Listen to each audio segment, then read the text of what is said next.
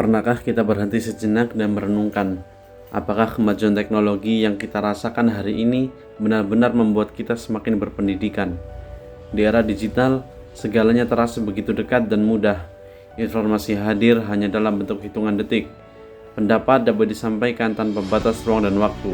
Namun, di balik kemudahan itu, kita juga menyaksikan kenyataan yang memprihatinkan.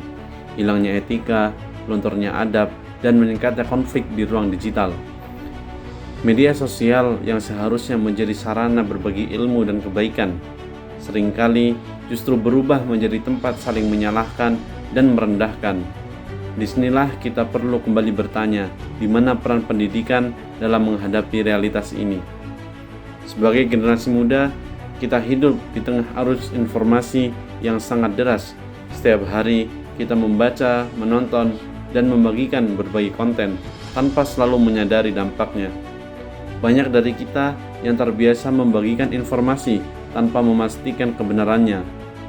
Banyak pula yang menulis komentar tanpa mempertimbangkan perasaan orang lain.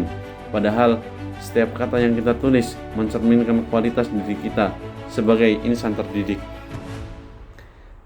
Pendidikan sejatinya tidak hanya mengajarkan cara berpikir cerdas, tetapi juga membentuk cara bersikap yang bijak. Pendidikan mengajarkan kita untuk menahan diri sebelum bereaksi, memilah informasi sebelum membagikan, serta menjaga etika dalam setiap bentuk berkomunikasi. Dalam konteks ini, literasi digital menjadi bagian penting dari pendidikan.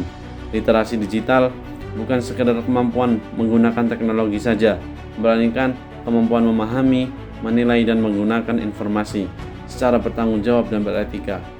Dalam ajaran Islam, adab selalu menjadi pondasi utama. Ilmu tanpa adab akan kehilangan maknanya. Apa yang kita tulis, kita unggah, dan kita sampaikan di ruang digital bukanlah hal yang sepele. Semua itu adalah cerminan akhlak dan akan dimintai pertanggungjawaban.